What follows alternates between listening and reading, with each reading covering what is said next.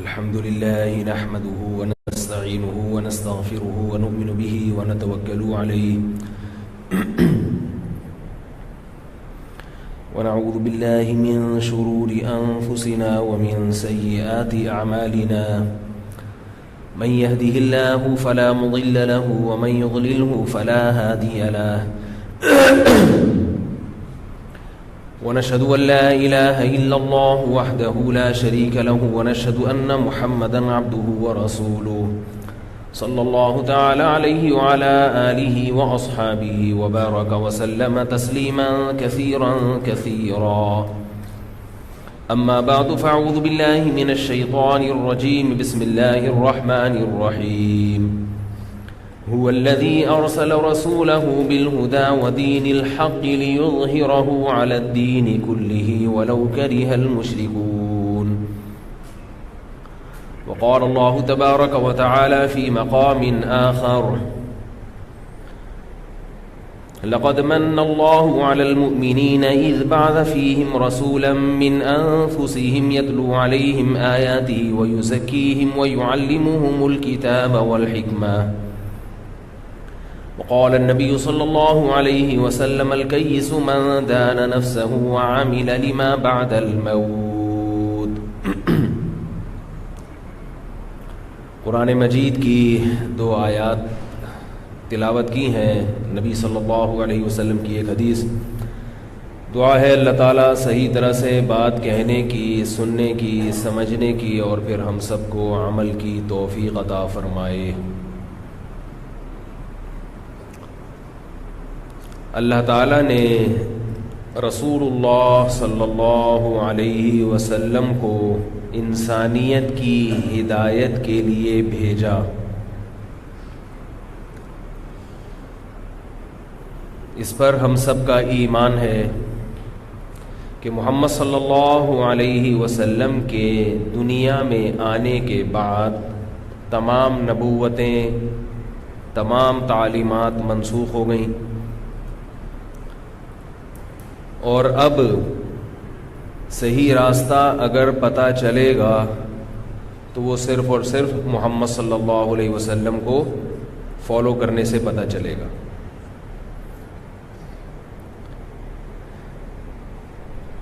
عقل فیصلہ نہیں کر سکتی، ہر چیز میں عقل رہنمائی نہیں کر سکتی کہ صحیح کیا ہے اور غلط کیا ہے۔ عقل کا دائرہ کار ہے مگر ایک حد تک۔ میں یہ نہیں کہہ رہا کہ عقل کچھ بتاتی نہیں ہے، ایک حد تک تو آپ جائیں گے، آپ کو عقل وہاں تک پہنچائے گی، اس کے بعد عقل عاجز آ جاتی ہے۔ پہلے تو یہ، اس سے پہلے جو سمجھنے کی چیز ہے وہ یہ ہے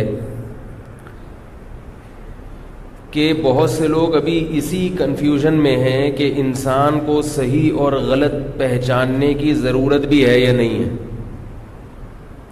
یاری بات، بعض لوگوں کا جو لائف اسٹائل ہے، طرز زندگی ہے، وہ کہتے ہیں اگر ہمیں یہ پتہ نہ چلے کہ صحیح کیا ہے اور غلط کیا ہے تو کیا ہو گیا، اس کی ضرورت کیا ہے کہ صحیح کیا ہے اور غلط کیا ہے۔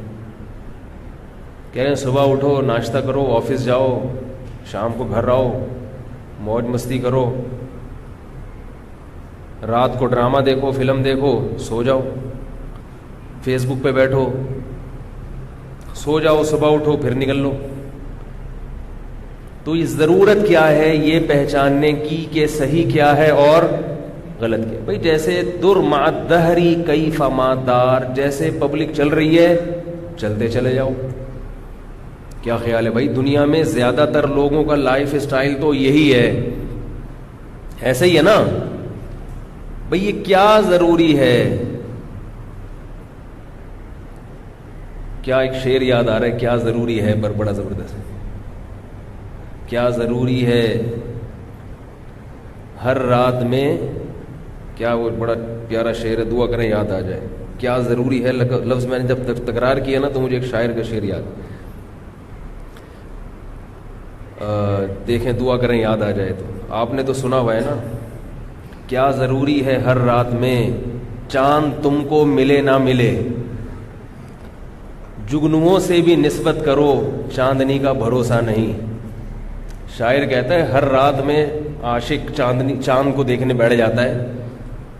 تو کیا ضروری ہے ہر رات میں چاند تم کو ملے جانے جاں؟ کیا ضروری ہے ہر رات میں چاند تم کو ملے جانے جاں؟ جگنوؤں سے بھی نسبت رکھو چاندنی کا بھروسہ نہیں. ہر رات چاندنی رات نہیں ہوتی تو جگنوؤں سے بھی تھوڑی الیک سلیک رکھو. چاند نہ ہو تو جگنوؤں سے روشنی لے لیا کرو.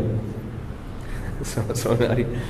اس شعر کا بیان سے کوئی تعلق نہیں ہے. اب آپ اس پہ لگے رہیں کہ اس کو بیان سے کیسے جوڑیں. یہ ویسے ہی غریبی میں آ گیا ایک درمیان. اچھا شعر تھا تو آ گیا ذہن میں. تو بھائی لوگ یہ کہتے ہیں کہ کیا ضروری ہے کہ ہمیں صحیح اور غلط کا پتہ چلے. یہ سیدھا راستہ، یہ غلط راستہ، چلتے چلے جاؤ. بالکل صحیح کہا ان لوگوں نے. اگر موت نہ ہوتی اور آخرت میں حساب و کتاب نہ ہوتا تو پھر یہ سوچ بہت اچھی تھی کہ ہمیں یہ جاننا بالکل بھی ضروری نہیں تھا کہ صحیح کیا ہے اور غلط کیا ہے. دوسری بات یہ کہ اگر یہ جاننا ضروری بھی ہے، بعض لوگوں کی رائے یہ ہے کہ جاننا تو ضروری ہے کہ صحیح کیا ہے اور غلط کیا ہے، لیکن وہ کہتے ہیں کہ صحیح کی ڈیفینیشن وہ ہے جس کو میں صحیح کہوں، اور غلط وہ ہے جس کو میں غلط کہوں. یعنی ہر آدمی نے اپنا ایک الگ سے حساب و کتاب رکھا ہوا ہے کہ یہ صحیح ہے اور یہ غلط ہے. ان کی نظر میں صحیح وہ ہے جو مجھے اچھا لگے، جس کے کرنے کا میرا دل کرے، یا جس کا میری ذات کو نقصان نہ ہو. اس میں بھی بہت ساری رائے ہیں. اب دیکھو جو آدمی گٹکا کھا رہا ہے نا، وہ گٹکے کو غلط نہیں سمجھتا. اگر غلط سمجھتا ہوتا تو نہیں کھاتا. وہ کہتا ہے اس سے انسان ریلیکس ہو جاتا ہے. ٹینشن کا دور ہے، پریشانیوں کا زمانہ ہے، فکریں بہت ہیں، تو گٹکا کھانے سے طبیعت کیا ہوتی ہے؟ تھوڑی سی حشاش بشاش ہو جاتی ہے. اتنی گاڑی اردو تو گٹکا کھانے والوں کو آتی نہیں ہے، لیکن بہرحال طبیعت کیا ہو جاتی ہے؟ حشاش بشاش. جو چرس پی رہا ہے، جو شراب پی رہا ہے، اوپر سے کہے گا کہ شراب غلط ہے، مگر حقیقت میں وہ غلط سمجھتا نہیں ہے. وہ کہتے ہیں بھائی ٹینشن کا دور ہے، پریشانیوں کا دور ہے، تو اگر ہم تھوڑا سا پی کے ریلیکس ہو جاتے ہیں، تھوڑا سا غموں کو بھلا دیتے ہیں، تو اس میں کسی مولوی صاحب کے پیٹ میں مروڑ کیوں ہو رہا ہے؟ بھائی پینے سے غم چھٹ جاتے ہیں. جتنے بھی غم زدہ ہوں پی کے بھول جاتا ہے آدمی. تو ان کی نظر میں اچھا کیا ہے؟ جو مجھے اچھا لگ رہا ہے. برا کیا ہے؟ جو مجھے برا لگ رہا ہے. تو حقیقت میں یہ لوگ بھی صحیح کی جو صحیح ڈیفینیشن ہے اس کو جاننے کی کوشش نہیں کرتے. جو صحیح ڈیفینیشن ہے، یہ شہوت پرست لوگ ہیں، خواہشات کے غلام ہیں.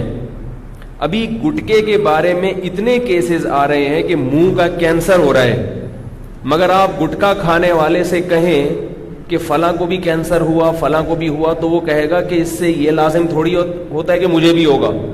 وہ دلائل لے گا کہ فلاں کو نہیں ہوا اور فلاں کو بھی نہیں ہوا. وہ یہ دلائل دینا شروع کر دے گا. اب بحث کر کے دکھاؤ آپ ان سے. کسی بھی چیز کو دلائل کے تانے بانے ملا کے نا غلط کو صحیح قرار دیا جا سکتا ہے اور صحیح کو غلط قرار دیا جا سکتا ہے. اگر آپ اللہ اس کے رسول کو معیار نہیں بناتے حق اور باطل کا، تو ہر غلط چیز کے صحیح ہونے کی بھی کوئی نہ کوئی دلیل ہوتی ہے. ایک بزرگ نے ایک واقعہ لکھا کہ ایک نوجوان بدتمیز تھا، بڑوں کو سلام نہیں کرتا تھا. ایک بزرگ کی محفل میں جانا ہوا، اس نے بزرگ کو سلام نہیں کیا، تو کسی نے اس کو تنبیہ کی کہ بیٹا ان بڑوں کی محفل میں جب بیٹھتے ہیں تو آپ کو چاہیے تھا کہ آپ سلام کرتے. تو وہ جواب میں کہتا ہے کہ بڑوں کی بھی ذمہ داری بنتی ہے کہ اگر چھوٹا سلام نہ کرے تو وہ سلام میں پہل کر لیں. لو بھائی اب کر لو, اس کا کیا کرنا ہے آپ. بات تو صحیح ہے کہ بھائی اگر اس نے نہیں کیا تو بڑے کی ذمہ داری ہے نا, لیکن ہر صحیح بات کرنے کی نہیں ہوتی. ایک تو آپ نے سلام نہیں کیا, دوسرا اپنا سارا مدعا ڈال دیا ان کے کندھے پر. یہ اور بڑی بدتمیزی ہے کہ اب آپ اپنے آپ کو صحیح ثابت کرنے کے لیے سامنے والے کے غلط ہونے کے دلائل بھی دے رہے ہو. بہت مشکل ہے. بات صحیح ہے مگر اس موقع پر صحیح نہیں ہے. یہ بدتمیزی ہے کہ آپ اپنے بڑے کو سکھا رہے ہو آداب مجلس کے.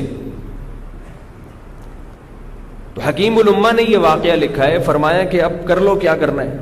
ایسے بدتمیز کو کوئی سمجھا سکتا ہے, تمیز سکھا سکتا ہے؟ اس کو تمیز نہیں سکھائی جا سکتی جب تک یہ چپ رہنا نہیں سیکھے گا بڑوں کے سامنے. اس وقت تک یہ تمیز کے علاوہ دنیا کا ہر کام سیکھ سکتا ہے. اس کو چپ رہنا سکھایا جائے کہ جب کوئی بڑا بات کر رہا ہو تو چپ کر کے اس کو سن لو.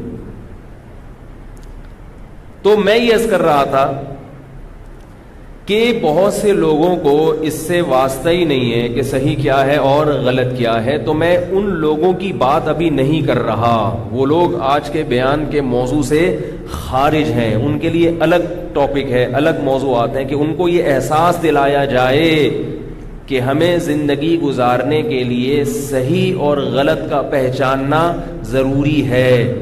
یہ ایک الگ موضوع ہے. ابھی میں ان لوگوں کی بات کر رہا ہوں, ان لوگوں سے مخاطب ہوں اس وقت جو یہ چاہتے ہیں کہ ہمیں پتہ چلے کہ سیدھا راستہ کیا ہے اور غلط راستہ کیا ہے. آ رہی ہے بات سمجھ میں؟ جو چاہتے ہیں کہ ہمیں ہدایت کا راستہ نظر آئے. تو ہدایت کا راستہ, سیدھا راستہ کہاں ملے گا آپ کو؟ یہ بات خوب یاد رکھیں کہ سیدھا راستہ سائنس اور ٹیکنالوجی کے راستے کو نہیں کہتے. یہ بہت بڑی جہالت ہے, گمراہی ہے جو اس ترقی یافتہ دور میں نوجوانوں کے ذہن میں بیٹھ گئی ہے.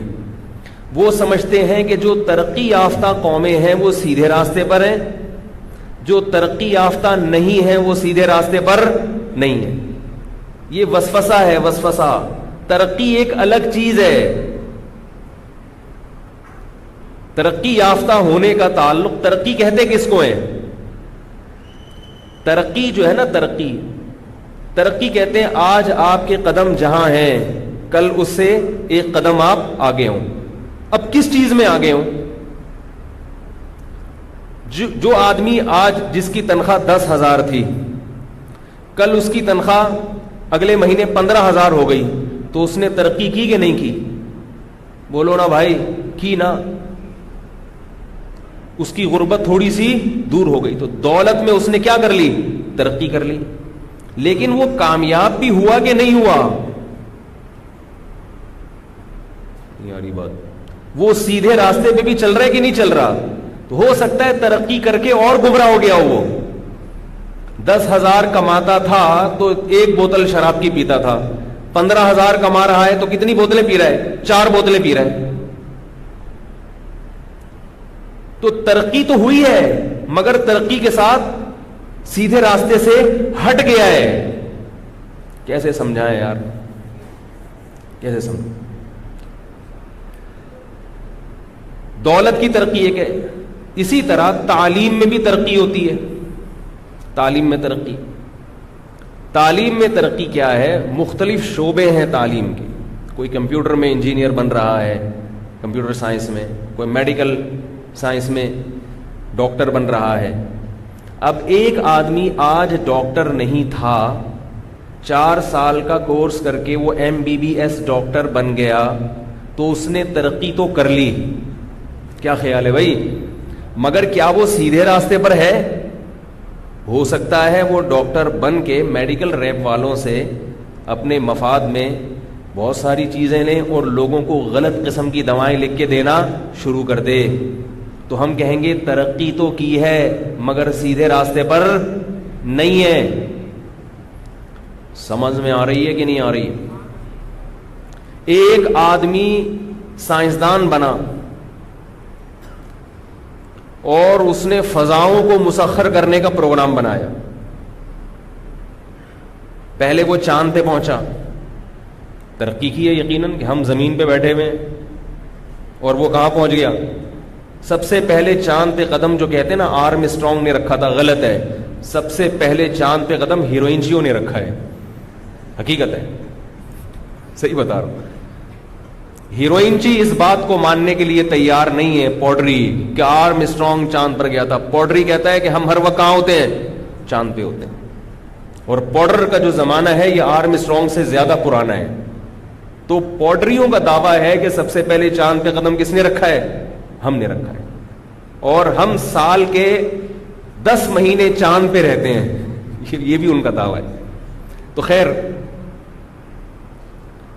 اب ایک آدمی ترقی کر کے چاند پہ پہنچ گیا, ترقی یافتہ ہے, مگر چاند پہ پہنچنے سے یہ لازم نہیں آتا کہ وہ سیدھے راستے پر بھی ہے. جس راستے پر اللہ نے چلنے کا حکم دیا, جس کو فطرت کا راستہ قرار دیا گیا ہے, فطرت اللہ الذی فطر الناس علیہا, تو یاد رکھو دو چیزوں کو خلط ملط نہ کیا کرو, کیونکہ آج لوگ جیپنیز کو, فرانسیسیوں کو, امریکہ والوں کو, جاپان والوں کو ترقی یافتہ سمجھتے ہیں. کیونکہ وہ ترقی یافتہ ہیں اس لیے انہی کے راستے کو فالو کر رہے ہیں. یہ سمجھتے ہیں کہ یہ ہدایت پر ہیں, سمجھتے کہ یہ لوگ کس پر ہیں؟ سیدھے راستے پر ہیں, یہ سیدھے راستے پر ہیں, اس لیے ہمیں بھی انہی کے راستے کو فالو کرنا ہے. اور ان کو سیدھے راستے پہ سمجھتے کیوں ہیں؟ ایک غلطی تو یہ کر رہے ہیں کہ ترقی کو سیدھا راستہ سمجھ رہے ہیں, ایک غلطی تو یہ. دوسری غلطی یہ ہے کہ وہ یہ سمجھتے ہیں کہ جو سیدھے راستے پر ہوتا ہے وہی ترقی کر سکتا ہے. اگر وہ لوگ سیدھے راستے پر نہ ہوتے تو وہ ترقی نہ کرتے, اور مسلمانوں نے ترقی نہیں کی اس کی علامت ہے کہ یہ سیدھے راستے پر نہیں ہے. یہ دوسرا غلط نظریہ ہے. کیسے سمجھا یار, بات سمجھ میں آ رہی ہے؟ دوسرا وسوسہ کیا ہے, دوسری گمراہی کیا ہے کہ لوگ یہ سمجھتے ہیں کہ اگر گورا غلط راستے پر ہوتا تو اتنی ترقی نہ کرتا, اور مسلمان سیدھے راستے پر ہوتے تو اتنے تنزل کا شکار نہ ہوتے. تو سیدھے راستے کو اور ترقی کو ایک دوسرے کے ساتھ لازم اور ملزوم کر دیا ہے. یہ بھی غلط ہے. بعض دفعہ سیدھے راستے پر ہونے کی وجہ سے آپ ترقی نہیں کر پاتے. دیکھو ہمارے سابق صدر ترقی کرتے کرتے صدر بن گئے. اگر وہ ایماندار ہوتے اتنی ترقی کرتے؟ بولو نا بھائی, بالکل نہیں کرتے, بالکل بھی نہیں کرتے. ہمارے جتنے حکمران ہیں ان میں سے اکثریت انہوں نے بہت کچھ کیا ہوتا ہے الٹا سیدھا. اگر یہ اتنا کچھ الٹا سیدھا نہ کرتے تو اتنی ترقی نہ کرتے. یاد رکھو گورے نے جو ترقی کی ہے, گورے نے جو ترقی کی ہے نا, اس ترقی کی ایک وجہ تو میں مانتا ہوں کہ ان کی دیانتداری, ایمانداری, محنت, ان سب چیزوں کا دخل ہوتا ہے. لیکن اس ترقی کی بہت بڑی وجہ ہے حکومت. جو قوم حاکم ہوتی ہے, جس کے پاس اختیارات ہوتے ہیں, وہ ترقی کرتی ہے. غلام قوم ترقی نہیں کرتی. وہ اگر ترقی کرے گی بھی تو حاکم قوم اس کی ترقی کو کیش کرا لے گی. نہیں یاری بات. اس لیے مسلمان ترقی نہیں کر رہا ہے کہ غلام ہے. آپ کے پاس پاور نہیں ہے, طاقت نہیں ہے. آپ کی خلافت عثمانیہ کو جب توڑ دیا گیا, تباہ کر دیا گیا, تو آپ بکھر گئے اور اب آپ کو جوڑنے نہیں دیا جا رہا. اور یہ جتنی ریاستیں ہیں یہ مسلمانوں کے معاملے میں سب متحد ہیں. کچھ دن پہلے جامعۃ الرشید میں ایک یونیورسٹی کے بہت سینئر پروفیسر آئے تھے, بہت سینئر. انہوں نے بتایا کہ مغرب نے ہمارے لیے جو پالیسیاں بنائی ہیں ان پالیسیوں پر ہم عمل کرنے پر مجبور ہیں, اور ان پالیسیوں پر عمل کرنے کی وجہ سے ہم ترقی کر ہی نہیں سکتے. نہیں آ رہی بات میرا خیال. انہوں نے کہا کہ پاکستان میں نئی یونیورسٹی بنانا بہت مشکل ہو گیا ہے، بہت راہ میں روڑے اٹکا دیے انہوں نے. اس کے پیچھے ایک تاریخ ہے، ورنہ حقیقی معنوں میں جو ترقی کی تھی وہ مسلمانوں نے ہی کی تھی. اس کے پیچھے ایک تاریخ ہے. آپ ایک حد سے زیادہ آگے نہیں جا سکتے اگر آپ مسلم ہیں، اگر آپ مسلمان ہیں. یہ ایک بین الاقوامی سازش ہے، اس کو اسلام کے کھاتے میں مت ڈالیں، مسلمان کے کھاتے میں مت. یہ جو جس تنزل کا ہم شکار ہیں، یہ تنزل اسلام کی وجہ سے نہیں ہے یا مسلمانوں کی وجہ سے نہیں ہے. یہ تنزل اس لیے ہے کہ وہ ہم کو آگے بڑھنے نہیں دے رہے. میں اس کی ایک مثال دیتا ہوں، ایک مثال.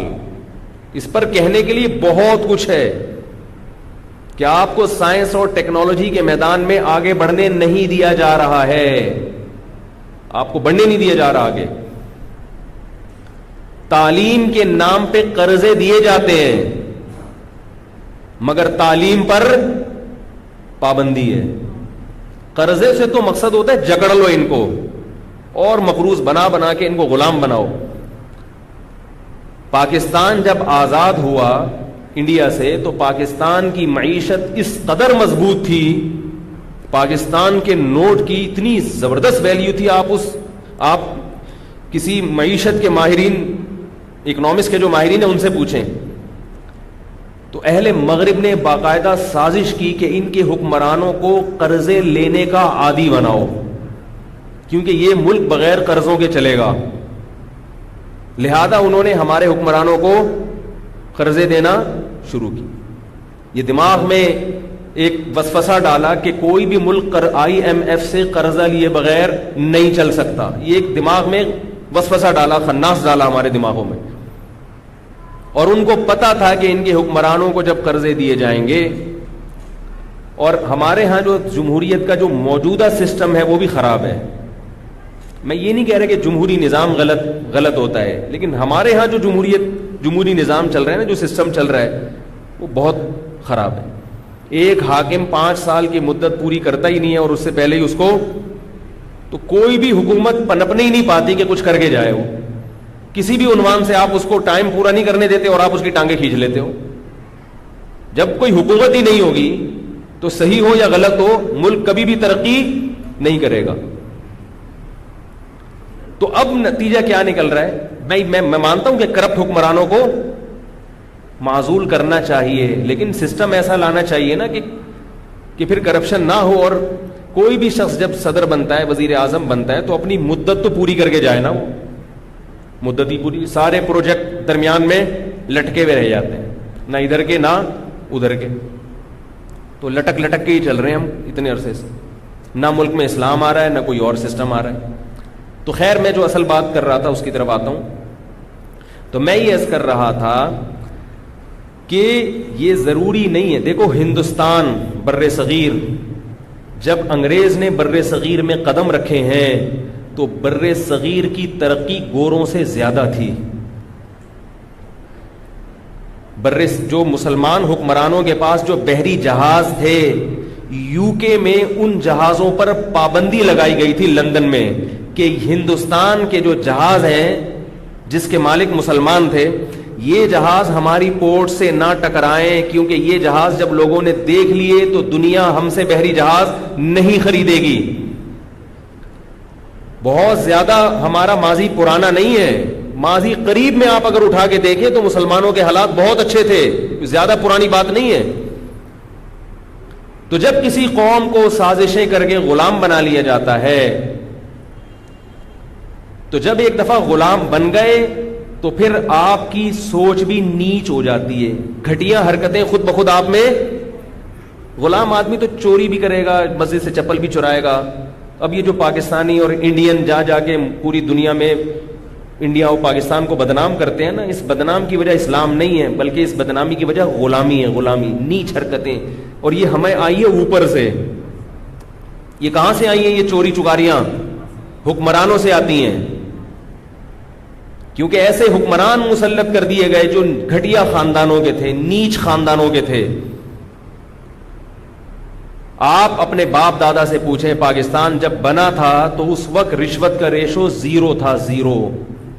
لوگ ملک اور قوم کی خدمت کا جذبہ رکھتے تھے، غیروں سے زیادہ جذبہ رکھتے تھے، لیکن جب ایک جونیئر اپنے سینئر کو چوری کرتے ہوئے دیکھے گا تو خود بخود یہ چوری جونیئر میں بھی آئے گی۔ تو ان لوگوں کی پالیسی یہ ہوتی ہے کہ اوپر کے طبقے کو کنٹرول کرو، نیچے والا خود بخود کرپٹ ہو جائے گا، بگڑ جائے گا خود۔ یہ بڑی سازشیں ہیں جس پر ایک الگ باقاعدہ موضوع پر بیان کی ضرورت ہے۔ خیر، میں اپنی اصل بات کی طرف آتا ہوں۔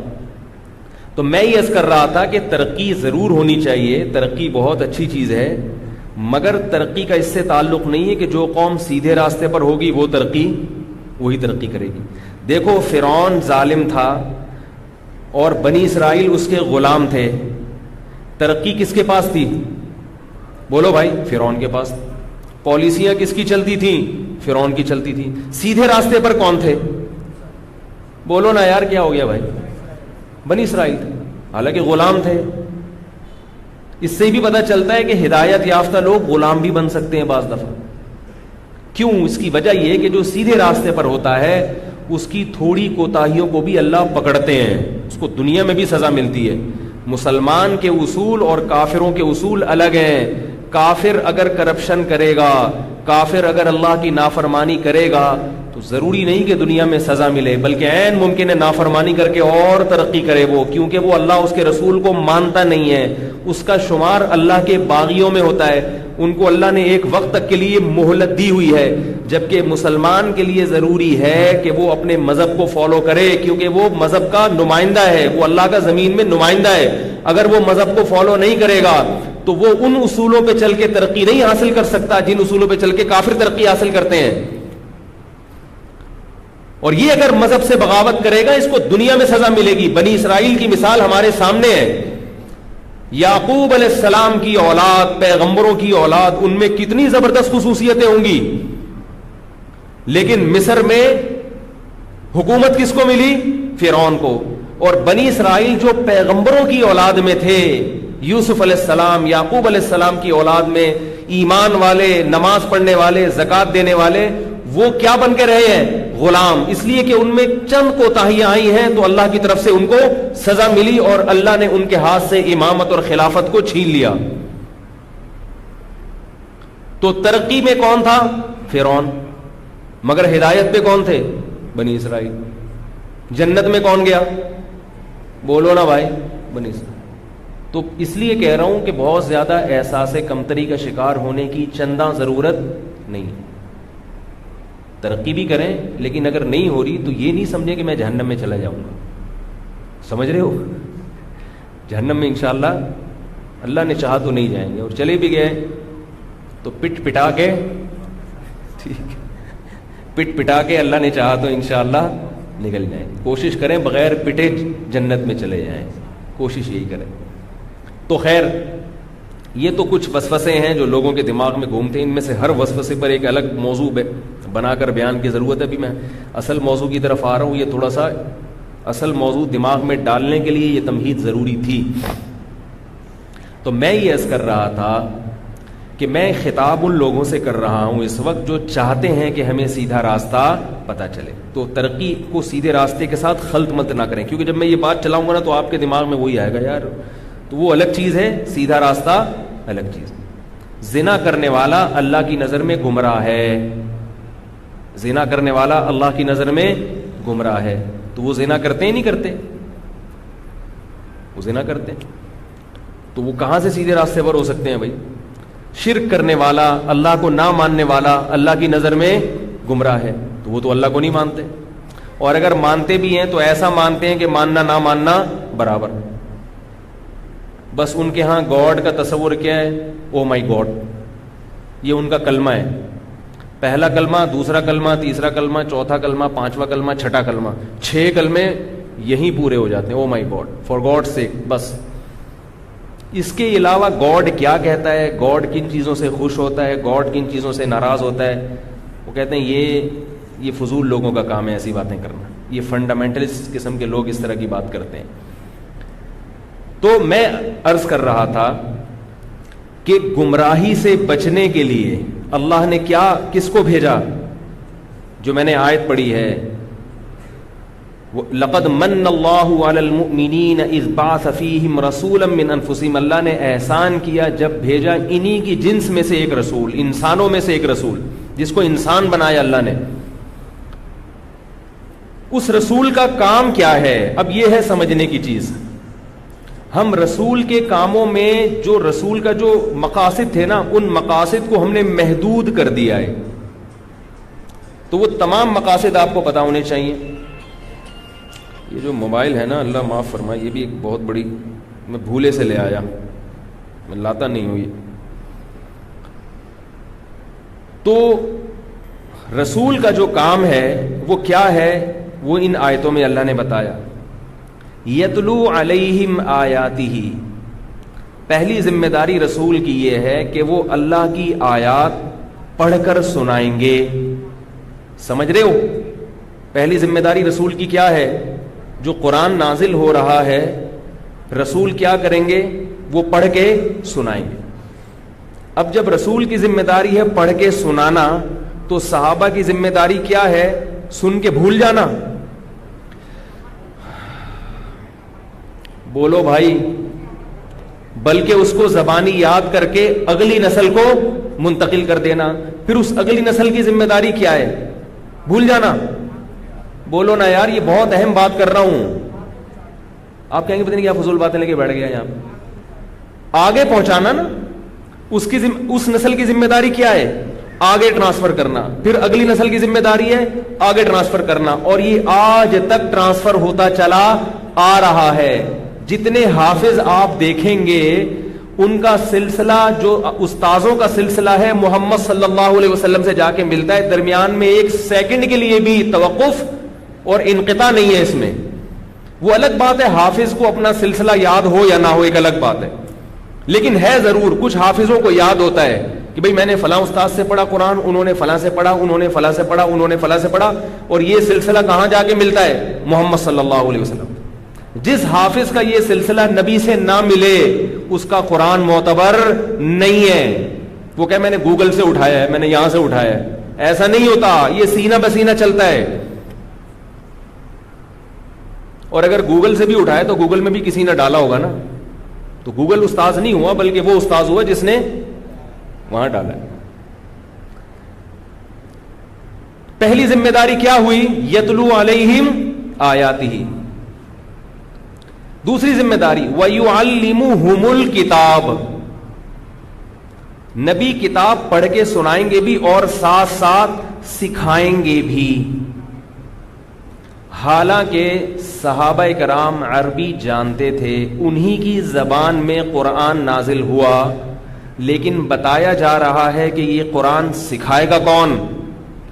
بولتے کیوں نہیں یار؟ بندوق ہے، پولیس تو آ نہیں رہی، بندوق دکھا کے اب میں بات کروں گا آپ لوگوں سے۔ یعلمہم الکتاب، نبی کیا کریں گے؟ کتاب سکھائیں گے۔ کیا خیال؟ پتہ یہ چلا کہ عربی آنے سے قرآن نہیں آتا۔ غامدی صاحب کی بات خود بخود آ رہی ہے، میرا موضوع نہیں تھا یہ۔ غامدی صاحب حدیث کو کہیں تو کہتے ہیں کہ حدیث حجت ہے، کہیں کہتے ہیں حدیث حجت نہیں ہے۔ جب اپنی مرضی سے ایک طرف جانا ہوتا ہے تو وہ ادھر حدیث لے آتے ہیں، نہیں جانا ہوتا تو حدیث کو۔ بال سائز سے کیا پتہ چلتا ہے کہ قرآن سکھائے گا کون؟ نبی۔ تو جب نبی نے قرآن سکھایا تو صحابہ نے نبی سے سیکھا اور اس کو محفوظ کیا کہ نہیں کیا؟ پھر وہ نبی سے سیکھ کے صحابہ نے یہی ذمہ داری پوری کی۔ اگر صحابہ ذمہ داری نہیں پوری کرتے تو صحابہ تو سیکھ جاتے، آج ہم قرآن نہیں سیکھتے۔ تو جس طرز میں صحابی نے نبی سے سیکھا، بالکل اسی اسٹائل میں صحابہ نے تابعین کو سکھایا کہ نہیں سکھایا؟ اور پھر تابعین نے تبع تابعین کو، پھر انہوں نے، تو یہی سلسلہ صدیوں سے آج تک چلا آ رہا ہے۔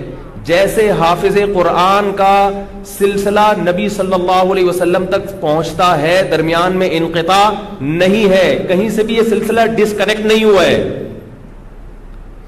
اسی طرح جو درس قرآن دینے والا ہے، اس کا درس بھی اسی صورت میں معتبر ہوگا کہ اس نے کسی استاد سے باقاعدہ سیکھا ہو اور اس استاد نے اپنے استاد سے اور اس نے اپنے استاد سے, اور یہ سلسلہ کہاں تک پہنچتا ہو؟ محمد صلی اللہ علیہ وسلم تک. اگر کوئی پروفیسر اٹھ کے بولنا شروع کر دے کہ میں کسی سے نہیں سیکھتا, میں قرآن کو خود سمجھتا ہوں, تو وہ سمجھ معتبر نہیں ہے, کیونکہ صحابہ کی اپنی سمجھ معتبر نہیں تھی جو عربی جانتے تھے. آپ کی اپنی سمجھ کہاں سے معتبر ہو گئی؟ سمجھ رہے ہو کہ نہیں سمجھ رہے بھائی؟ ابھی بات مکمل نہیں ہوئی, ابھی ہدایت کے لیے اتنا کافی نہیں ہے, 2 اسٹیپ اور ہیں. نبی کی 2 ذمہ داریاں, 2 تو ہو گئی نا, 2 اور ہیں. وَيُعَلِّمُهُمُ الْكِتَابَ وَالْحِكْمَةَ, فرمایا نبی کتاب سکھائیں گے اور حکمت کی باتیں بھی سکھائیں گے. حکمت کی باتیں حدیث ہیں, کھانے کے آداب, بڑوں کے آداب, چھوٹوں پہ شفقت کے آداب, ماں باپ کے ساتھ حسن سلوک کی تفصیل. قرآن میں تو اجمال ملتا ہے, تفصیل کہاں ملتی ہے؟ حدیثوں میں. ہر وہ عقل اور دانش کی بات جو انسان کی زندگی کو سدھارنے میں معاون اور مددگار بنے, اسے حکمت کی بات کہا جاتا ہے. جیسے کوئی بات کرے نا بڑی, کہتے ہیں یار بڑی حکمت کی بات کی. پنجابی میں کہتے ہیں بڑے پتے کی گل کی ہے بندے نے. بڑے, اگرچہ وہ گل کسی کام کی نہ بھی ہو تو بھی بعض دفعہ ایسے ہی لوگ پتے کی گل اسے کہتے ہیں جو بہت ہی انوکھی ہو, چاہے وہ ڈھنگ کی ہو یا نہ ہو. جیسے کوئی بیٹھ کے ایسے ہی پھینک دے کہ کتے کی 5 ٹانگیں ہوتی ہیں, لوگ کہیں گے یار بڑی حکمت کی بات. تو حکمت کی بات اس کو نہیں کہتے, غلط بات کو نہیں کہتے. حکمت کی بات ہر وہ چیز جو انسان کی زندگی کو سدھارنے میں معاون اور انسان کو انسان بنانے میں, عقل و دانش کی باتیں, گہری باتیں. تو یہ باتیں ہمیں کس نے سکھائی ہیں؟ بولو بھائی, نبی نے. تو صحابہ نے نبی سے سیکھی, اور نبی کے جانے کے بعد صحابہ نے نبی کی نیابت میں آگے تابعین کو سکھائیں, تابعین نے تبع تابعین, اور یہی سارا سلسلہ. پھر یہ حکمت کی باتیں باقاعدہ کتابوں کی شکل میں مرتب بھی ہو گئیں, جن کو حدیث کی کتابیں کہا جاتا ہے. اور وہ ساری وہی کتابیں بالآخر لوگوں نے اپنے اساتذہ سے سیکھ کے آگے سکھانا شروع کر دی. تو یہ سلسلہ آج تک چلا آ رہا ہے. اگر کوئی حدیث پڑھتا ہے اور اپنا سلسلہ, اگر کوئی حدیث کا درس دے رہا ہے, حدیث سمجھا رہا ہے, اور اپنا سلسلہ محمد صلی اللہ علیہ وسلم تک پیش نہیں کر سکتا, تو اس کی حدیث کی تشریح معتبر نہیں ہے. کیونکہ اس تمام چیزوں کی سند محمد صلی اللہ علیہ وسلم سے ملنی چاہیے, کیونکہ ہدایت کا سرچشمہ اس کائنات میں صرف ایک ہے. وہ کون ہے؟ محمد صلی اللہ علیہ وسلم. اس کی مثال ایسے ہے کہ ایک کنواں ہو اور اس کے بارے میں کہا جائے کہ یہ کنواں آب شفا ہے, اس کا جو پانی ہے اسے پی کے آپ کو ہمیشہ کے لیے شفا مل جائے گی, اور یہ پوری دنیا میں ایک ہی کنواں ہے, اور بالفرض وہ پاکستان میں. ایک مثال دے رہا ہوں, جا کے تحقیق نہ شروع کر دیں. بالفرض اب اگر امریکہ میں بھی کوئی شخص وہ پانی آپ کو پلائے اور یہ دعویٰ کرے کہ یہ شفا والا پانی ہے, تو آپ کہیں گے کہ بھائی شفا والا کنواں تو صرف اور صرف ایک ہے, تو آپ کے پاس کہاں سے آیا یہ؟ وہ کہے میں نے خود بنایا ہے, میری اپنی سمجھ نے کہا ہے کہ یہ, یا میں نے لیبارٹری میں ٹیسٹ کیا ہے. آپ اس کی بات مانو گے؟ آپ بولو گے یہ پانی آپ کو دیا کس نے؟ جب تک اس بندے کا نام نہیں بتاؤ گے میں یہ پانی استعمال نہیں کروں گا. پھر وہ بندے کا نام بتائے گا تو آپ اس کے پاس جاؤ گے, آپ کے پاس کہاں سے آیا؟ بھائی بات اردو میں کر رہا ہوں نا. آپ اس کے پاس جا کے پوچھو گے آپ کے پاس کہاں سے آیا, وہ کہے گا میں نے خود بنایا ہے, اٹھا کے پھینک دو گے. آپ بولو گے آب شفا اس کائنات میں صرف اور صرف ایک ہی ہے, اس کے علاوہ کہیں بھی نہیں ہے, خود بنایا, یہ معتبر نہیں ہے. وہ بتائے گا میں نے فلاں سے لیا, تو فلاں کے پاس پہنچ جاؤ گے. یہ سلسلہ اس کنویں تک پہنچنا چاہیے کہ نہیں پہنچنا چاہیے؟ درمیان میں اگر اس نے کہہ دیا کہ یہ بندہ شارٹ ہے مارکیٹ سے، کہ میں نے جس سے لیا وہ پیدا ہوا تھا 100 سال پہلے اور 50 سال پہلے وہ مر چکا ہے، اور آپ پیدا 50 سال کے بعد ہو رہے ہو، تو بھئی آپ کو کہاں سے مل گیا وہ؟ اس لیے جب تک آپ کا سلسلہ حدیث کے باب میں محمد صلی اللہ علیہ وسلم تک نہیں ملتا، آپ حدیث سمجھانے کے اہل نہیں ہیں، حدیث پڑھانے کے اہل نہیں ہیں، آپ غلط تشریحات کرو گے حدیث کی۔ چوتھی چیز جو سب سے اہم ہے، جس پر میں آج بیان کرنے کے لیے بیٹھا تھا، تمنا مختصر سی ہے مگر تمہید طولانی۔ ان تین چیزوں کو تو لوگ کسی حد تک مانتے ہیں، چوتھی چیز میں گڑبڑ ہو رہی ہے۔ ساری گڑبڑ کہاں ہو رہی ہے؟ چوتھی چیز میں، اور ساری گمراہی یہاں سے پھیل رہی ہے۔ اگر یہ چوتھی چیز نہ ہو تو بقیہ تین چیزوں میں آپ کی سند بھی اچھی ہو، اس کے باوجود آپ گمراہی پھیلاؤ گے۔ چاہے آپ نے معتبر اساتذہ سے علم حاصل کیا ہو، اگر یہ چوتھی چیز جو نبی کی ذمہ داری تھی اس کو آپ نے حاصل نہیں کیا اور نبی سے یہ چوتھا کام نہیں سیکھا، تو آپ کی بقیہ تین چیزیں غلط استعمال ہوں گی، ان کا صحیح استعمال نہیں ہوگا۔ کیونکہ علم ہونا اور معتبر علم ہونا کافی نہیں ہے، بلکہ اس علم کی صحیح نشر و اشاعت کے لیے اس چوتھی چیز کا ہونا ضروری ہے جو نبی کی ذمہ داری تھی۔ وہ چوتھی چیز کیا ہے؟ وَيُزَكِّيهِمْ، نبی ان کا تزکیہ کریں گے۔ تزکیہ کسے کہتے ہیں؟ پاک صاف کر دینا، باطنی اور ظاہری نجاستوں سے پاک صاف کرنا، دل کی اصلاح کر دینا، دل سے دنیا کی محبت نکالنا، اللہ کی محبت پیدا کرنا، دل میں اخلاص اور للہیت کا پیدا کر دینا، دل میں حب جاہ، حب مال، مال کی محبت، لالچ، شہرت اور نمود و نمائش کی چاہت اور تکبر، یہ جو غلیظ اور خبیث بیماریاں ہیں، ان بیماریوں کو دل سے بولو بھائی نکال دینا۔ ایک آدمی نے معتبر علم حاصل کیا کسی باقاعدہ مدرسے سے، قرآن کا بہت بڑا حافظ بنا، قرآن کا بہت بڑا عالم بنا، اور علم بھی ایسے علماء سے حاصل کیا جن کا سلسلہ محمد صلی اللہ علیہ وسلم تک پہنچتا ہے۔ معتبر علم بھی آ گیا، حدیث کا معتبر علم بھی آ گیا، قرآن کے الفاظ بھی یاد ہو گئے، سبع شرح قاری بن گیا، قرآن کی تعلیم بھی آ گئی، اور تیسری چیز علم حدیث بھی حاصل ہو گیا، سب کچھ حاصل ہو گیا، مگر تزکیہ نہیں ہے، دل میں لالچ ہے، تو وہ صحیح بات کرے گا؟ عزت کی محبت، دولت کی محبت، تو ممبر پہ بیٹھ کے وہ بات کرے گا، جانتے بوجھتے ہوئے بھی قرآن و سنت کی غلط تشریح کرے گا، لوگوں کی واہ واہ حاصل کرنے کے لیے یا لوگوں کی جیب سے پیسہ نکالنے کے لیے، بڑا بننے کے لیے، جو کہ مارکیٹ میں ہو رہا ہے۔ صحیح علماء بھی ہیں، غلط علماء بھی ہیں، تو غلط بھی تو عالم ہی ہوتے ہیں، انہیں کوئی جاہل تھوڑی کہتا ہے، جاہل ہوتے تو اتنی باتیں کیسے کرتے میڈیا پہ آ کے؟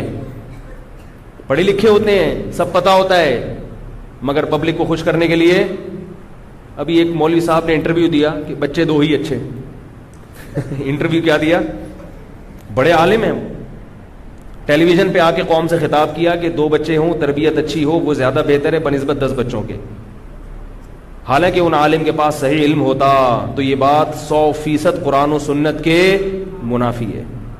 یہ فرض کرنا ہی غلط ہے کہ 2 بچوں کی تربیت اچھی ہوتی ہے، 10 کی اچھی نہیں ہوتی، یہ بات یہیں سے سارا سیٹ اپ غلط ہو رہا ہے۔ اگر 10 کی تربیت غلط ہوتی تو قرآن و سنت ہمیں اولاد کی کثرت کا حکم کیوں دیتے؟ یہ بات اللہ رسول کو معلوم نہیں تھی، یہ نیوز چینل والوں کو معلوم ہے، آج کے مولویوں کو معلوم ہے۔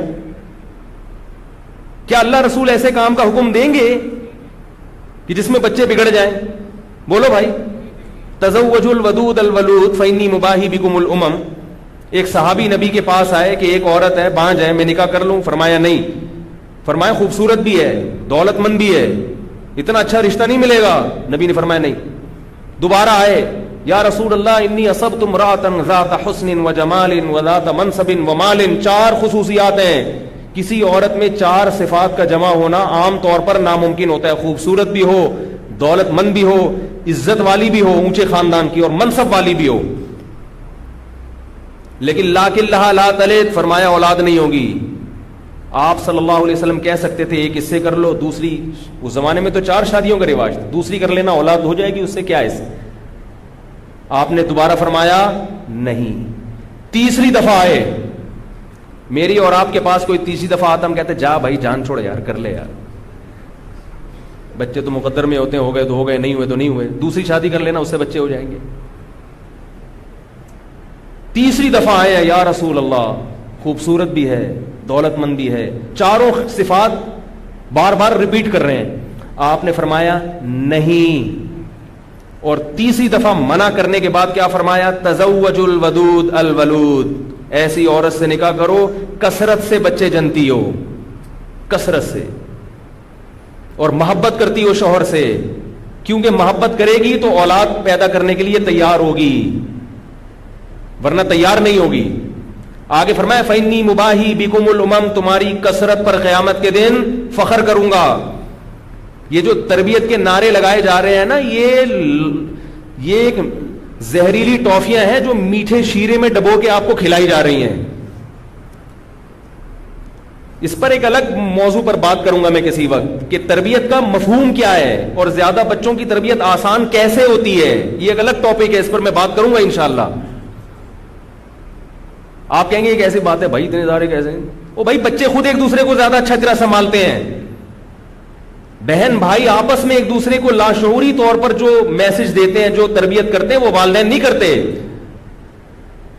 سنبھالنا بھی آسان ہوتا ہے, یہ بھی پونی ہے, وسوسہ ہے کہ زیادہ ہوں گے تو سنبھالنا مشکل ہوگا. میں اپنی آپ کو مثال دوں کہ میری جس زوجہ کے زیادہ بچے ہیں ان کو کہیں بھی تقریب میں لے جانا آسان ہے, کیونکہ باقی سب آپس میں ایک دوسرے کو سنبھال لیتے ہیں. جن کے ایک آدھ ہے ان کو لے جانا مشکل ہے, وہ بچے کو کہاں چھوڑ کے جائیں, بچے کو کس کے پاس چھوڑ کر جائیں, کہیں سفر پہ نہیں جا سکتے. تو یہ کل نہیں ہے جو میں نے بھی, اس پہ کمنٹس آنا شروع ہو جائیں گے لوگوں کے. کمنٹس کرنے سے پہلے پورے بیان کا انتظار کریں. جب پورا بیان کروں نا, ہر اشکال کا جواب میرے پاس الحمدللہ موجود ہے. تو آج کل مولوی لوگوں نے بھی بہت سے ٹی وی میں آ کے میڈیا کو خوش کرنے کے لیے کہنا شروع کر دیا کہ بچے 2 ہی اچھے, اور خود وہ 8 ہیں جنہوں نے یہ انٹرویو دیا ہے. خود کتنے ہیں؟ 8 ہیں. میں نے کہا اگر 2 اچھے تھے تو آپ کیوں پیدا ہوئے؟ مجھے اندازہ ہوا کہ ان کے ہاں کم از کم 2 ہی ہونے چاہیے تھے. 2 ہوتے تو یہ اس قسم کا بیان دینے والا کوئی تیسرا پیدا نہ ہوتا. اور ایک بات یاد رکھو, یہ جو تربیت ہے نا, تربیت ہدایت کی 2 قسمیں ہیں, ہدایت کبرا اور ہدایت صغرا. یہ بہت اہم بات ہے. لوگ کہتے ہیں بچے ضدی ہوتے ہیں, زیادہ ہوں گے تو یہ ہوں گے, وہ ایک الگ بحث ہے. ضدی ودی نہیں ہوتے, بلکہ وہ زیادہ ریلیکس ہوتے ہیں, کیونکہ ان کو پاس کھیلنے کودنے کے لیے بہن بھائی زیادہ ہوتے ہیں, تو خوش رہتے ہیں وہ. فرض کر لو کہ ضدی بھی ہیں, تو ہدایت کبرا کہتے ہیں وہ ہدایت, ایمان والی ہدایت کو. اللہ کی نظر میں ہر مومن سیدھے راستے پر ہے. بڑی جو ہدایت ہے وہ اس کو حاصل ہے, چاہے وہ چور ہو چاہے وہ ڈاکو ہو, بڑی ہدایت الحمدللہ اس کے پاس حاصل ہے, اس کو ملی ہوئی ہے بڑی ہدایت. کیونکہ دنیا میں بڑی گمراہی ہے اللہ کا انکار کرنا, اللہ کے پیغمبروں کا انکار کرنا. یہ بغاوت ہے, یہ ہے اصل گمراہی. مسلمان اگر گمراہ ہوتا ہے تو چھوٹے درجے کا گمراہ ہے. بات نہیں آ رہی میرے خیال ہے سمجھ میں, یہ گمراہی چھوٹے درجے کی ہے. تو اگر کوئی ایسے ملک میں رہتا ہے کہ اس کو یہ خوف ہے کہ میرے بچے کافر پیدا ہوں گے, اس کو حکم ہے کہ نسل روک لے, کیونکہ یہاں بچے کیا پیدا ہو رہے ہیں؟ بگڑے ہوئے.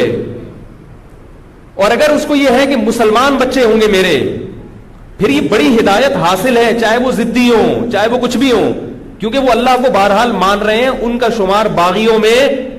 دیکھو ایک ہوتے ہیں ریاست کے قوانین کو فالو کرنے والے, وہ اچھے شہری کہلاتے ہیں. کچھ ہوتے ہیں ریاست کے قوانین کو فالو نہیں کرتے, مگر ہوتے وہ بھی ملک کے شہری ہیں, اور ریاست ان کا بھی خیال کرتی ہے.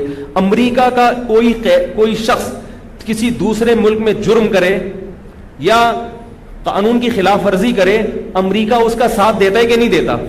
ریمنڈ ڈیوس جو تھا نا, کیا نام تھا اس کا, بھول گیا, ریمنڈ ڈیوس, اس کو امریکہ نے عزت کے ساتھ بلایا کہ نہیں بلایا, حالانکہ اس نے جرم کیا تھا. لیکن اس کے باوجود وہ چونکہ امریکہ کا باغی نہیں تھا تو امریکہ اس کو سپورٹ کر رہا ہے کہ نہیں کر رہا آخری دم تک؟ بولے بندہ ہمارا ہے چاہے اس نے غلطی کی ہو. تو یاد رکھو جو اللہ کو ماننے والے لوگ ہیں وہ غلط بھی ہوں تو اللہ کہتے ہیں بندے میرے ہیں، میرے بندہ ہمارا ہے. جرم کا مقدمہ ہوگا چلے گا لیکن آئے گا کہاں؟ جنت میں. بندہ اپنا ہے، اپنا آدمی ہمارا ہے. غلطی کی ہے تو کیا ہوا؟ 2-3 لگائیں گے اس کو. جیسے اولاد اگر غلطی کرتی ہے، چرسی ہو ہیروئنچی ہو، باپ کیا کرتا ہے؟ پہلے محبت سے سمجھائے گا بھائی تو کیا کر رہا ہے یار، مجھے بدنام کر رہا ہے. تو اللہ بھی کہتے ہیں کہ تم اسلام کو بدنام کر رہے ہو، انسان کے بچے بن جاؤ. مگر باپ اس کی آخری دم تک اصلاح کی کوشش کرے گا، اور باپ اگر باپ ہوگا تو گھر سے پھر بھی نہیں نکالے گا. لیکن محلے والے کا بچہ آئے گا تو وہ کتنا ہی نیک کیوں نہ ہو، وہ بولے گا چل نکل یہاں سے. کون ہے بھائی تو نے مجھے باپ ہی نہیں مانتا، میں کسی لحاظ سے تیرا باپ ہی نہیں ہوں. تو دنیا کی ہر حکومت کا یہ قانون ہے کہ اپنے لوگوں کو بہرحال بچانے کی آخر دم تک کوشش کی جاتی ہے. تو بڑی ہدایت جو حاصل ہے وہ ہر مسلمان کو حاصل ہے. آپ کے بچے جب تک مسلمان پیدا ہو رہے ہیں تو تربیت کے زیادہ بکھیڑوں میں مت پڑ، کوشش پوری کرو تربیت کی. لیکن خدا کی قسم اگر مسلمان پیدا ہو رہا ہے تو بڑی تربیت اس کو حاصل ہے، بڑی ہدایت اس کو حاصل ہے. اس کا پیدا ہونا نہ ہونے سے بہرحال بہتر ہے، اسلام کے لیے بھی مسلمانوں کے لیے بھی. اور اس پر میرا جو کلپ بنے گا نا اس پر کمنٹس کرنے والوں سے گزارش ہے کہ ابھی گالیاں دینے سے پہلے پورے بیان کا انتظار. میری بات ابھی آدھی ہوتی ہے وہ مخالفت میں، ابے مولویوں کا تو کام ہی ہے یہ بچے پیدا کرنا، ابے یہ تو ان کے تو چندوں پہ چلتے ہیں، یہی کمنٹس آنا شروع ہو جاتے ہیں. ابے یہ تو ہوتا ہی ایسے، ابے ان کا تو ایک نے کہا کہ ابے یہ تو پتہ نہیں کیسے رکھتے ہیں گھر میں عورتوں کو، خام خام میں بیٹھ کے فالتو پھینکنا شروع کر دو. میں ایسے لوگوں سے کہتا ہوں اگر تم تیسرے نمبر پر پیدا ہوئے تھے تو کاش تمہارے ابا نے دوسرے کے بعد بچے بند کرا دیے ہوتے، کاش بند کرا دیے ہوتے. تو اس قسم کی باتیں سننے کو، خود کمبختو تیسرے نمبر پہ پیدا ہوئے تو 2 بچے اچھے کا کیسے نعرہ لگا رہے ہو؟ بات سمجھ میں آتی ہے؟ جو 7ویں نمبر پہ پیدا ہوا ہے وہ کیسے کہہ سکتا ہے کہ 2 بچے اچھے؟ خدا کے بندو 2 بچے اچھے تو تمہیں زندگی کی نعمت نہ ملتی. اور جتنے لوگ دنیا میں پیدا ہو چکے ہیں اپنے بارے میں ہر آدمی کہتا ہے کہ اللہ کا شکر ہے میرے ماں باپ نے برتھ کنٹرول نہیں کیا تھا، میں پیدا ہو گیا تھا، چاہے وہ چور اور ڈاکو ہی کیوں نہ ہو. وہ کبھی نہیں کہتا کہ تربیت نہیں ہوتی تو مجھے پیدا نہیں ہونے. زندگی اتنی بڑی نعمت ہے، تو جیسے آپ کے والدین کی وجہ سے آپ کو یہ نعمت ملی ہے تو مزید نسل کو روکنے کی کوشش مت کرو. جو ایمان والا پیدا ہو، اللہ چاہتے ہمارے ذریعے سے نسل کو پیدا کرے، کیونکہ یہ دنیا ابھی جو کمپٹیشن چل رہا ہے نا، ایک اور میں ایک صاحب مجھے کہنے لگے کہ اگر بچے زیادہ ہونے سے اچھی تربیت ہوتی اور ترقی ہوتی تو یہودیوں کی نسل تو بہت تھوڑی ہے مگر پوری دنیا پہ حکومت کر رہے ہیں، اور فلسطینیوں کی آبادی کتنی زیادہ ہے مگر غلام بنے ہوئے ہیں. یہ دلیل ہے. اس کا جواب سنیں. یہودیوں کی نسل کم ہے اسی وجہ سے پوری طرح کنٹرول نہیں کر پا رہے، اور فلسطینیوں کی نسل زیادہ ہے اسی وجہ سے اتنی تنگ دستی کے باوجود بھی پورا کنٹرول یہودیوں کے ہاتھ میں نہیں آ رہا ہے. کیسے سمجھائیں؟ فلسطین جو تھوڑا بہت بچا ہوا ہے وہ آبادی کی کثرت کی وجہ سے بچا ہوا ہے، اور یہودی جو پوری طرح ابھی تک کنٹرول نہیں کر پا رہے وہ آبادی کی قلت کی وجہ سے. یہ بات آپ کی سمجھ میں نہیں آ رہی مگر یہودی کی سمجھ میں آ رہی ہے. اس سے جا کے پوچھو، وہ کہتا ہے میں اپنی نسل بڑھانا چاہتا ہوں اور فلسطینیوں کی نسل کم کرنا چاہتا ہوں. نہیں آ رہی بات؟ یہودی چاہتے ہیں کہ ہمارے ہاں 2 بچوں والا فلسفہ ختم ہو، 20 بچے ہوا کریں، اور فلسطینی کتنوں پہ آ جائیں؟ 2 بچوں پہ. تو اگر یہ آپ کی تربیت والی باتیں اور ترقی والی باتیں آپ کی صحیح ہوتی تو یہودی ہماری نسل بڑھانے کے لیے ہمیں مشورے دے رہا ہوتا. جیو پہ، ایکسپریس نیوز پہ یہ بات چل رہی ہوتی کہ بچے زیادہ ہونے چاہیے. وہ کہہ رہے ہیں بچے کم ہونے چاہیے، اس کا مطلب ہے زیادہ ہونے چاہیے. کیسے سمجھ؟ او بھائی یہ نیوز چینل والے آپ کی خیر خواہی کی بات کرتے ہیں یا آپ کو بگاڑنے کی بات کرتے ہیں؟ جو بھی سجیشن آیا کرے نا کسی نیوز چینل پہ اس کو الٹا کر کے عمل کر لیا کرو، کامیاب ہو جاؤ گے. کیونکہ تو ہمارے زیادہ تر نیوز چینل، میں کسی مخصوص چینل کا نام نہیں لے رہا، یہ ہمارے زیادہ تر نیوز چینل مغربی ایجنٹ ہیں، اینٹی پاکستان اور اینٹی اسلام ہیں. یہ بات اگر آپ کی سمجھ میں نہیں آتی تو معذرت کے ساتھ آپ سے بڑا بیوقوف دنیا میں کوئی بھی نہیں. آپ کو دنیا کچھ پتہ ہی نہیں ہے کیا ہو رہا ہے، پتہ ہی نہیں. آپ دیکھ لو نا میڈیا کس قسم کی خبروں کی کوریج دیتا ہے. دیکھو انڈیا کا میڈیا وہاں کی نیگیٹو خبریں نہیں بتاتا. امریکہ کا میڈیا وہاں کی نیگیٹو خبریں نہیں بتاتا. ہمارا میڈیا معمولی سی بھی کوئی ملک میں کوئی منفی کام ہوگا, کوئی ایک خودکشی ہوگی, ایک تیزاب پھینکنے کا واقعہ ہوگا, فوراً سلائڈیں چلنا شروع ہو جائیں گی. اس کا مطلب ہے کہ یہ اپنی قوم کے ساتھ خیر خواہ نہیں ہے, یہ اپنی قوم کی برائیوں کو ہائی لائٹ کر رہے ہیں اور خوبیوں پہ پردہ ڈال رہے ہیں. تو یہ آپ کے ساتھ مخلص نہیں ہے. ان کو پیسے ملتے ہیں باہر سے, جھوٹ بولنے کے پیسے ملتے ہیں, ان کو پروپیگنڈا کرنے کے پیسے ملتے ہیں. مجھے ایک شخص نے بتایا جن کا ٹیلی ویژن میں بہت بیان ہوتا ہے, وہ کہتے ہیں کہ جب ہمیں کوئی خبر آتی ہے نا ہمارے پاس کسی شخص کے بارے میں کہ بھئی آپ فلاں کے بارے میں یہ خبر دیں, تو فوراً ہمارے پاس چینل کے فون آتے ہیں. یعنی جس بندے کو گندا کرنا ہے میڈیا پہ لا کے, تو اس کے پاس کالز آنی شروع ہو جاتی ہیں, کتنے پیسے دو گے تو ہم تمہاری یہ خبر چھپا دیں, اور اگر نہیں دو گے تو اس میں 4 گنا بڑھا کر بتائیں گے ہم. بلیک میلنگ ہو رہی ہے. یہ کوئی آپ کو آگاہی نہیں کی جا رہی ہے, آپ کو گمراہ کیا جا رہا ہے. ذرا سی خودکشی کی خبریں اتنی ہائی لائٹ کرنے کی کیا ضرورت ہے؟ جس کا نہیں بھی پروگرام ہوتا وہ بھی خودکشی کرنے کی طرف سوچتا ہے. یار جب وہ لٹک کے گر سکتا ہے, وہ کھمبے سے چپک سکتا ہے, تو میں چپک گیا تو کیا ہو گیا؟ پوری دنیا میں یہ پالیسی نہیں ہے. ہر ملک کا میڈیا اپنے ملک کی خیر خواہی والی باتیں کرے گا. تو خیر میں جلدی سے اپنی موضوع کو سمیٹ کے ختم کروں, کہاں سے کہاں بات چلی جاتی ہے. تو میں یہ عرض کر رہا تھا, دیکھو بھائی کہ نبی کی ایک ذمہ داری کیا ہے؟ تزکیہ. تزکیہ کہتے ہیں پاک صاف کرنا, خاص طور پر باطنی بیماریوں کو, دل سے تکبر نکالنا, تواضع پیدا کرنا, دل سے دنیا کی محبت نکالنا, اللہ کی محبت پیدا کرنا. تو یہ ساری چیزیں کیا کہلاتی ہیں؟ بولو نا یار, تزکیہ. تو نبی نے صحابہ کا عملی طور پر تزکیہ کیا. پھر صحابہ نے کس کا کیا؟ کیا نبی کوئی ایسی کتاب لکھ کر گئے تھے تزکیہ کے موضوع پر کہ صحابہ سے یہ پڑھ لینا میرے جانے کے بعد؟ عملی طور پر یہ کام کیا کہ نہیں کیا؟ اپنی موجودگی میں ان کی تربیت کی ہے, ان کی ٹریننگ کی ہے, ایک ایک چیز ان کو اپنی موجودگی میں سکھائی ہے. تبھی صحابہ نے نبی کی صحبت اٹھائی ہے, اور جس صحابی نے جتنی زیادہ صحبت اٹھائی اس کا مقام اتنا ہی زیادہ. تو صحابہ نے پھر کس کا تزکیہ کیا؟ بولو بھائی. ایسا نہیں کہ تزکیہ کے موضوع پر صحابہ کتاب لکھ کے چلے گئے کہ میرے بعد یہ پڑھ لینا تو اصلاح ہو جائے گی. تبھی تابعین میں ان تابعین کا مقام زیادہ ہے جنہوں نے بڑے بڑے صحابہ کی صحبت زیادہ اٹھائی ہے, ان کی خدمت میں رہے ہیں, ان کی نگرانی میں اپنی تربیت کی ہے. یہ جو میں بات کر رہا تھا نا کہ اس قسم کے بدتمیز نوجوان آج کل مارکیٹ میں آ رہے ہیں, بزرگوں کا احترام نہیں کرتے, علم ہے احترام نہیں ہے, ان کا تزکیہ نہیں ہوا ہوتا بیچاروں کا. نہ خاندان میں کوئی تزکیہ کرنے والا ہوتا ہے, نہ ابا دادا نے کیا ہوتا ہے ان کا تزکیہ. تمیز کے علاوہ ان کے پاس, اور جتنا بدتمیز ہوگا میڈیا پہ سب سے زیادہ مشہور وہی ہوگا. لوگ کہتے ہیں حق گو عالم ہے, جو سب پہ کیچڑ اچھالتا ہو. لوگ کیا کہتے ہیں کہ یہ کیا ہے؟ حق گو عالم ہے, ڈرتا ورتا نہیں ہے, حالانکہ وہ تو بدتمیز ہے.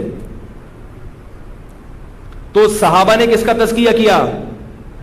تابعین کا. تابعین نے تبع تابعین. یہ سلسلہ بھی آج تک چلا آ رہا ہے. تو بزرگوں کی باقاعدہ صحبت اٹھائی جاتی ہے, اپنے آپ کو ان کے حوالے کیا جاتا ہے کہ حضرت آپ مجھے انسان کا بچہ بنا دیں. کیا بنا دیں؟ تزکیہ کا آسان ترجمہ کیا ہے؟ انسان کا بچہ ہے. بھائی کہتے ہیں بندہ بن, بندہ پنجابی میں کہتے ہیں نا, وہ بندہ بن, بندہ یعنی بندے دا پتر بن. انسان کا بچہ بن, انسان کا بچہ. صرف علم کافی نہیں ہے, انسان کا بچہ بننا بہت ضروری ہے. اور یہ کس طرح آئے گا؟ صحبت میں رہ کے. تمیز. کسی کو بزرگ مانو گے تو اس کی صحبت میں رہو گے نا. اگر سب پہ کیڑے نکالتے رہو گے, یہ حضرت تھانوی نے یہ لکھا, حضرت شیخ الحدیث زکریا رحمۃ اللہ نے یہ لکھا, فلاں, سارے ہی شارٹ ہو گئے مارکیٹ سے, بچہ کون ہے؟ تو یاد رکھو, جیسے حافظ ہر زمانے میں موجود رہیں گے نا, جو یتلو علیہم آیاتہ پر عمل کریں گے, اس طرح وَيُعَلِّمُهُمُ الْكِتَابَ, کتاب سیکھنے اور سکھانے والے ہر دور میں موجود رہیں گے. کیا خیال ہے؟ اسی طرح حکمت کی باتیں سیکھ کر سکھانے والے ہر دور میں موجود رہیں گے. اسی طرح تزکیہ جن کا ہو چکا ہو اور وہ لوگوں کا تزکیہ کر رہے ہوں, یہ لوگ بھی ہر دور میں موجود رہیں گے. یہ لوگ جب دنیا سے اٹھ گئے تو اللہ اس عالم کو ایک سیکنڈ کے لیے بھی برداشت نہیں کرے گا, تباہ کر دے گا. یہ ہے وہ تزکیہ. جو کہاں ہوتا ہے؟ بزرگوں کی صحبت میں. تو اس لیے اہل اللہ سے تعلق قائم کرنا، ان کی ڈانٹ ڈپٹ کھانا، ان کی کڑوی کسیلی برداشت کرنا، اپنے خلاف سننا، یہ بہت ضروری ہے. تو یہ 4 چیزیں جب تک نہیں ہوں گی آپ سیدھے راستے کے علاوہ بہت سارے راستوں پہ چلو گے، سیدھے راستے پہ نہیں چل سکتے آپ. آ رہا ہے سمجھ؟ پولیس تو بلوانی نہیں پڑے گی. تو یہ 4 چیزیں ضروری ہیں. اہل اللہ کی صحبت، تبلیغ میں بھی یہی دیا جاتا ہے آپ کو بھائی اہل اللہ کی صحبت. اب تبلیغ میں جتنی تگڑی جماعت کی صحبت ہوگی اتنے ہی تگڑے. جملہ تو مکمل کر دیا کرو یار، آپ لوگ تو میرا تزکیہ کر رہے ہو یہاں بیٹھ کے. جتنے تگڑے، دیکھو ایک آدمی تبلیغ میں 3 دن کے لیے جاتا ہے لیکن جاتا اپنے جیسوں کے ساتھ ہے، اس کے وہ اثرات نہیں ہوں گے کیونکہ سارے گٹکے والے ہیں. اور جاتا ہے بزرگوں کے ساتھ جن کا تزکیہ ہو چکا ہے، ان کے ساتھ 1 دن لگانا اور ویسے 4 مہینے کی جماعت میں چلنا 1 دن زیادہ بہتر ہوگا. جس صحابی نے، جس شخص نے نبی کی صحبت میں 1 سیکنڈ گزار دیا، کیا کوئی تابعی عبادت کر کے اس شخص کے برابر ہو سکتا ہے؟ صرف انہوں نے کیا ہے کہ نبی کی صحبت میں تھوڑا ٹائم گزارا ہے، تو نبی اس کائنات میں سب سے افضل، تو ان کی 1 سیکنڈ کی صحبت بھی سب سے افضل، 1 سیکنڈ کی صحبت بھی سب سے افضل. اور یاد رکھو اہل اللہ کی صحبت کے لیے ضروری نہیں کہ وہ آپ کو نصیحتیں کریں. میری کوشش ہوتی ہے کہ جب میں عمرے پر جاؤں، کبھی عمرے پہ جانا ہو تو کوئی ہمارے بزرگوں میں سے اگر کوئی جا رہا ہو ان کے ساتھ تشکیل کراؤ جن سے میرا اصلاحی تعلق ہے. حالانکہ مجھے پتا ہے کہ وہ نصیحتیں وہ چپ رہتے ہیں زیادہ تر. کوئی بات نہیں، کسی بزرگ کی صحبت میں بیٹھ کے چپ رہ لو نا، یہ بہت بڑی، اس سے کافی تزکیہ ہو جاتا ہے. ہر وقت بولتے رہنا، ہر وقت نصیحتیں کرتے رہنا یہ بھی غلط ہے. چپ رہنے کا عادی ہونا یہ بڑی نعمت ہے اللہ کی. بزرگ ہیں چپ. ہمارے حضرت مفتی رشید احمد صاحب جب آیا کرتے تھے نا آدھے گھنٹے کی مجلس میں، چپ رہتے تھے آدھا گھنٹہ، ہم چپ کر کے بیٹھے رہتے تھے، چپ رہتے تھے. وہ اپنا چپ کے کام کیا، السلام علیکم، وعلیکم السلام، ختم مجلس. اس کا بڑا فائدہ ہوتا تھا، بہت فائدہ ہوتا تھا. چپ رہنا سیکھتا ہے انسان. وہ جو میں نے بدتمیز نوجوان کا واقعہ سنایا تھا شروع میں کہ اسے کہا کہ آپ نے بڑوں کو سلام کیوں نہیں کیا، تو اس نے کہا اگر میں نے نہیں کیا تو ان کی ذمہ داری بھی تھی. اس میں برائی کیا تھی؟ چپ رہنا نہیں آتا تھا اس کو. آپ کو کچھ ضرورت سے زیادہ چپ رہنا آتا ہے، تو اس میں کیا برائی تھی؟ بولو بھائی، چپ رہنا نہیں آتا تھا. جب کوئی بولنے کا کہہ رہا ہو تو پھر چپ رہنا عبادت نہیں ہے، ذہن میں رکھیں. تو تزکیہ جو ہے نا، تزکیہ اہل اللہ کی صحبت میں، چاہے وہ تبلیغ کے ذریعے ہو، چاہے کسی خانقاہ میں جا کر ہو، چاہے خانقاہ کا لیبل نہ ہو، ویسے ہی کسی بزرگ کے پاس آنا جانا رکھو. خواتین سوال کرتی ہیں ہمیں کیسے یہ صحبت میسر ہوگی؟ تو بھائی جیسے صحابیات کو ہوتی تھی. تو یہ ضروری نہیں ہے کہ خواتین کسی جو ہے وہ نامحرم مرد کے پاس جا کے بیٹھے ہیں، یہ تو ان کے لیے نقصان دہ ہے. ان سے اصلاحی تعلق قائم کرنا، ان کے سامنے اپنے حالات کو بیان کرنا، اس سے خواتین کی اصلاح ہوتی ہے. اور خواتین کے لیے ایک گزارش یہ ہے کہ جوان شیخ سے اصلاحی تعلق کے بجائے بوڑھے شیخ سے اصلاحی تعلق رکھیں. نہیں یاری بات میرا خیال ہے. خواتین کے فون آتے ہیں، حضرت آپ سے اصلاحی تعلق قائم کرنا چاہتی ہوں. میں کہوں پھر میں کس سے تعلق قائم کروں گا بھائی اپنی اصلاح کے لیے؟ اگر آپ ہم سے اصلاحی تعلق قائم کریں گی کوئی جوان عورت، تو ہم کس سے اصلاحی تعلق قائم کریں گے بھائی؟ ہمیں اپنی اصلاح کے لیے پھر مزید زور لگانا پڑے گا. تو اس لیے ہماری جان معاف کرو. ویسے بھی میں اصلاحی تعلق نہیں قائم، مجھے اجازت بیعت ہی نہیں ہے. لوگ کہتے ہیں کیوں نہیں ہے؟ تو بھائی میری اپنی اصلاح نہیں ہوئی اس لیے نہیں ہے اجازت. اجازت بیعت جب ملتی ہے جب آپ کی اپنی اصلاح ہو چکی ہوتی ہے. اس لیے مجھے خود اصلاحی تعلق کسی کو اپنے آپ سے کروانے کی، بیعت کروانے کی اجازت نہیں ہے. باتیں کرنا تو ایک الگ موضوع ہے نا، باتیں کرنا آسان ہے، اصلاح اپنی کرنا، دوسروں کی کرنا مشکل کام ہے. تو خواتین کیا کریں؟ کسی بوڑھے آدمی سے، بوڑھے بزرگ سے اصلاحی تعلق قائم کریں، اس میں فتنہ کم ہے. سمجھ رہے ہو کہ نہیں سمجھ رہے؟ بوڑھے علماء سے اصلاحی تعلق قائم کریں. ان کے تبھی تبلیغ میں خواتین میں جو بیان کروایا جاتا ہے نا خواتین کی جماعت میں، اس میں ہدایات ہوتی ہیں کہ نوجوان عالم سے نہ ہو، بوڑھے عالم سے بیان کروایا جائے. ایک احتیاط، کیونکہ بین الاقوامی کام ہے تو اس میں احتیاط کے پہلو کو ترجیح دی جاتی ہے. لیکن بہرحال ہماری ذمہ داری ہے کہ ہم اہل اللہ کو تلاش کریں اور ان سے تعلق قائم کریں، ان کی صحبت میں رہیں، ان کی ڈانٹ کھائیں، ان کی کڑوی کسیلی برداشت کریں، ان کی جوتیاں سیدھی کریں، تاکہ ہمارا نفس مرے اندر سے. اور یہ تکبر اور یہ جو بدتمیزی اور بے ادبی ہے، جب آپ کسی بزرگ کا احترام کرنا سیکھو گے تو انشاءاللہ گھر میں باپ کا احترام بھی آئے گا. پھر آپ جو بزرگوں کا احترام کرتے ہیں پھر ان کو خیال ہوتا ہے یار باپ کا درجہ تو بزرگ سے بھی زیادہ. میں جب مدرسے گیا ہوں تو ہم نے وہاں دیکھا کہ طلبہ اپنے اساتذہ کے جوتے اٹھاتے بھی ہیں، سیدھے بھی کرتے ہیں. تو ہم نے بھی دیکھا دیکھی شروع کر دیا کہ بھائی جو استاد آ رہے ہیں تو چپل اٹھا کے پہلے سے رکھ دو.